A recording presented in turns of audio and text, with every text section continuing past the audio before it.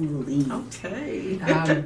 What inspired you to write it, and how was that process? So first of all, Women Who Lead is really about women in leadership, first Okay. of all. I'm an educator. Okay. Over 25 years, and I mainly work with middle school students. And through my sorority, I'm a Delta, I work with middle school girls. Okay.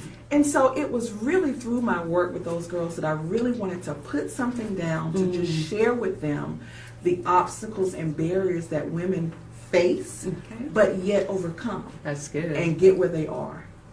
They are so easily, they don't want to continue after a setback. Right. And I wanted to let them know that everybody goes through trials, Yes. but we keep going. Absolutely. And so that's what I shared with these women. I need your journey, but I need the obstacles, I need your challenges, Okay. and everything. Very good. And you actually talked to 21 of them. You got their stories. Yes. You did this collaboration piece. Talk about what that was like. So first of all, I made 21 because I am a part of this. Okay.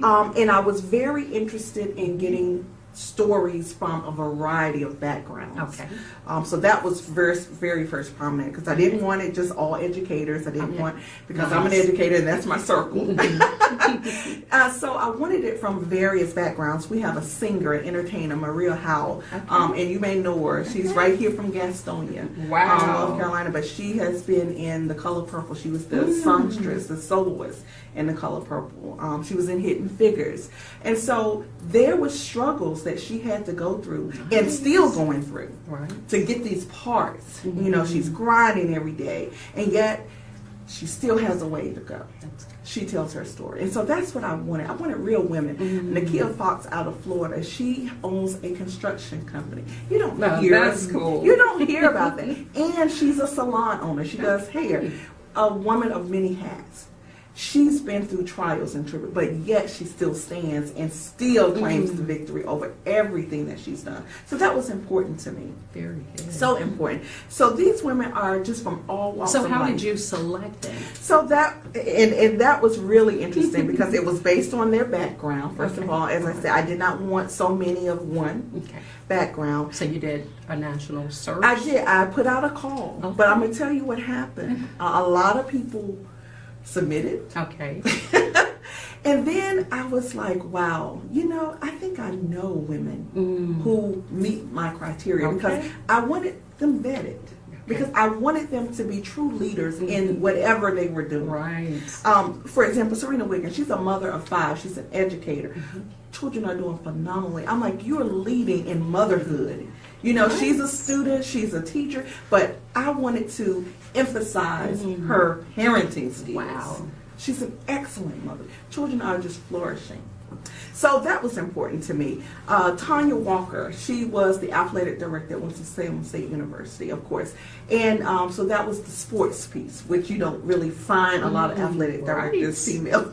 So that was my selection process. And so actually all of these women I probably knew prior to this with the exception of about 2 of them. Okay. All right. So I ended up hand selecting the majority of them Okay. with my selection process. That's awesome. That's awesome.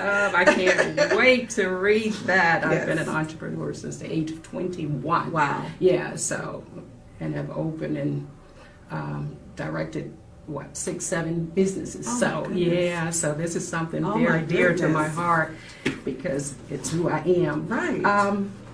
That's awesome. That's Thank you. awesome. I can't wait to read that Yes. book. Let's talk about your publishing company. That was intriguing to me as well. And wow, this Annie, girl is oh doing my it all. God.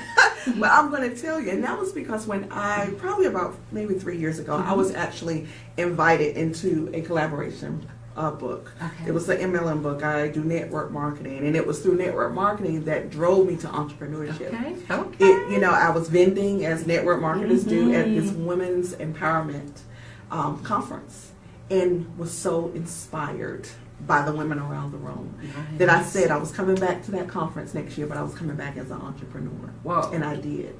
And so once I got invited to to this collaboration book, and I was able to have my work published. I got that book in the mail. Mm-hmm. It did something to me. No. As you know.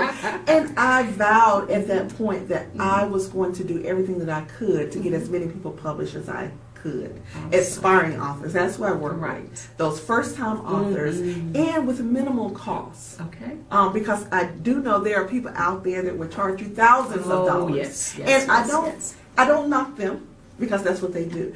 But my goal is to get it at minimal cost, get your work published, and let me help you expand Nice. your information. That's awesome. So that's how the publishing piece came. I'm a self-publishing consultant. Okay. Okay. I help you self-publish.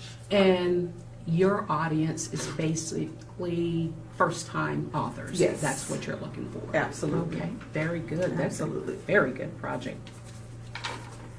So let's talk about, I know you do a retreat. Yes. Write the book now. Talk about Yes. that retreat. So, I started my perfect time with coaching, and I'm a full-time educator, and so my time is very limited. And coaching one-on-one can be very Very time-consuming. Absolutely. Exactly. And I'm not a fan of the group coaching. I'm just not. Even though that's, time-wise, is best for I you. love hands-on, Yes, one-on-one. exactly. Too. Yes. That's what. So I said I have to find a way that I can work with people and not be, so consumed with my time, because I'm a full-time professional. I have a career. Absolutely. And so I started the weekend retreats where I could help. They come to the Maryland area. Okay. We come for a weekend in the summertime. Okay. And when they leave, they have their outline of their book. They're ready to just put the nuts and bolts and go to publish. And so we work like that. Saturday is a full day of writing Wow. and drafting and editing and going through. So it's I love that. so it has been awesome. So it's a work weekend. It's a work Okay. weekend. And you exactly. have this annually? I do in the Okay. summertime. Okay. Yes, Very nice. I do. They come in on Friday Okay. around noon. Okay. And we do. It's not all work because we have a little Absolutely. but that Saturday, Okay. because they leave out that Sunday, but that Saturday is nothing but work. Okay. Yes. And at the end of that retreat, are they finished with the outline? Most of them have finished with their outline Okay. and only put in the touches to it. Nice. And that way, if they send it back, because those were my coaching clients initially. Okay. And I just found myself not being able to give them the time that they needed one-on-one. Nice.